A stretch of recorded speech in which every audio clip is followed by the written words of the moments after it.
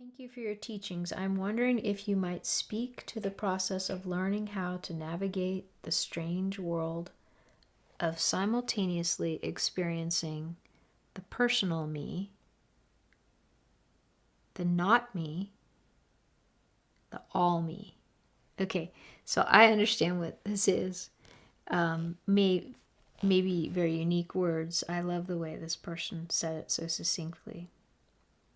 So it can feel strange to have an experience of a personal self, but also to see the falling away of that sense of personal self, or to see the emptiness of that me construct, but also to have a sense of the totality is an expression of the one that's also expressing as yourself, that it's all me, it's all myself, that kind of idea. Okay, so this person continues. In other words, the experience that what occurs is simultaneously occurring both within and without. So you could say a sense of me that's local, global, displaying a lack of distinction between the internal and the external. So sometimes a person's referencing of inside and outside falls away. It feels very much like this stage is about learning how to become embodied, aware of this ever-present paradoxical state, yet able to interact from it and within it. However, it can feel at times like one is being tossed around in a turbulent sea, like one is just talking to oneself everywhere, and life has seemingly lost much of its orientation.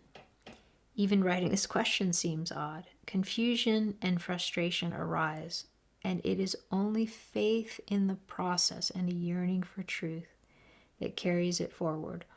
Are there any practices you could recommend to better ground oneself so this process can be easeful and more natural? So, Adia has often said that the answer is in the question. So, in this case, the person's final question sentence is, are there any practices you could recommend to better ground oneself? So grounding is important, yes. So this process can be easeful and more natural. So I think I can suggest some more particular practices, but there's probably a whole host of things that this person knows already about what is grounding for them, because each of us has a past of life experiences that we've banked and accumulated that have given us knowledge about what is grounding for us and what creates a greater sense of ease. And sometimes it can just be asking a question, what do I know of grounding? What do I sense of ease? Might I orient more toward a sense of grounding and ease in this moment? And just asking a question can orient us in that direction. So we can practically start with the earth and, have our attention rest very low down.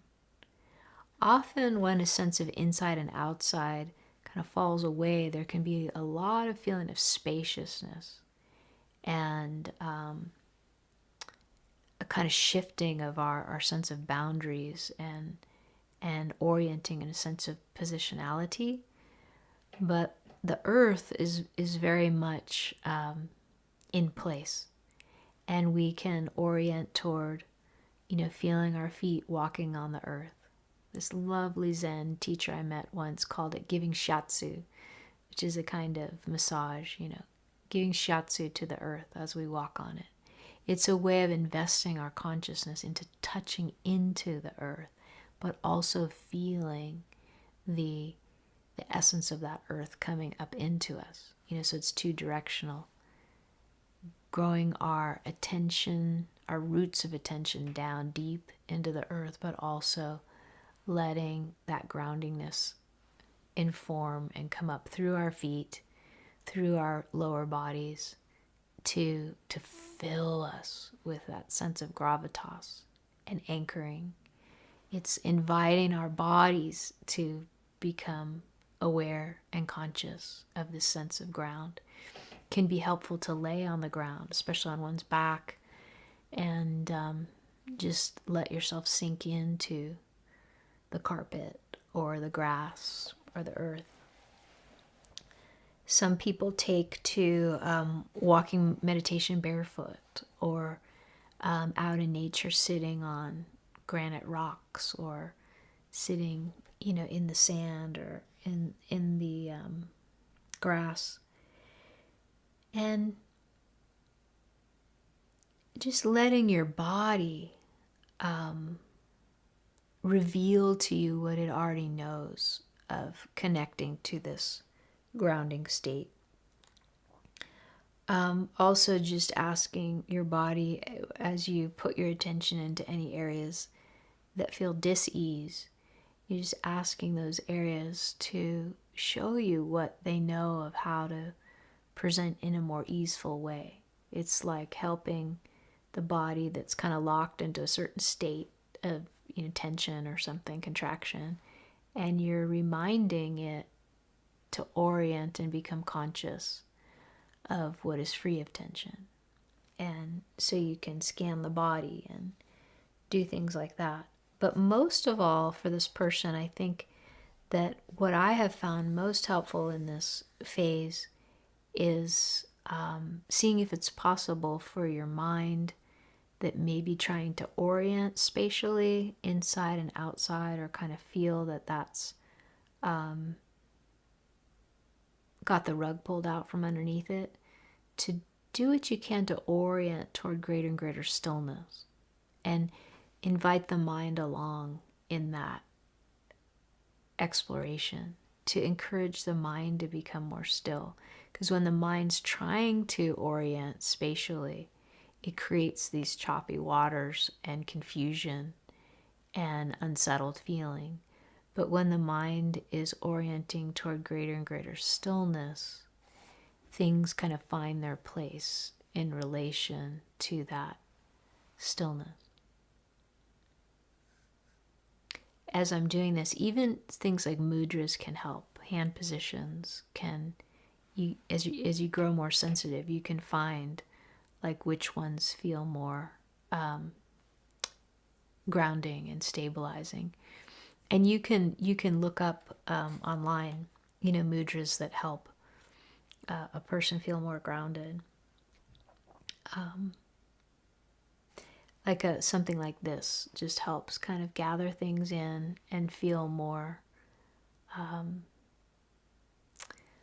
localized without them feeling contracted and returning to the egoic separation. But when our energetics get really opened up and we're not orienting toward a sense of separate self, sometimes they get that really merge into a greater sense of the whole body around us. It can take time for the energies to once again settle and ground, but focusing on stillness, focusing on the body's knowledge of earth and stillness and stopping and letting it show you, how the body consciousness can inform the mind and the nervous system and our being into a greater sense of settling can be super helpful. And over time, you'll feel a greater sense of residency in your local body, and it won't be oriented so much toward a sense of egoic separation or contraction, but more of a gathering in. So you could kind of think of this open, vast, aware space as something that takes the shape of a localized, more solid sense of form and gravitas and power that gathers locally in your personhood more and reconnects you again to your sense of unique individuation. but not necessarily egoic individuation.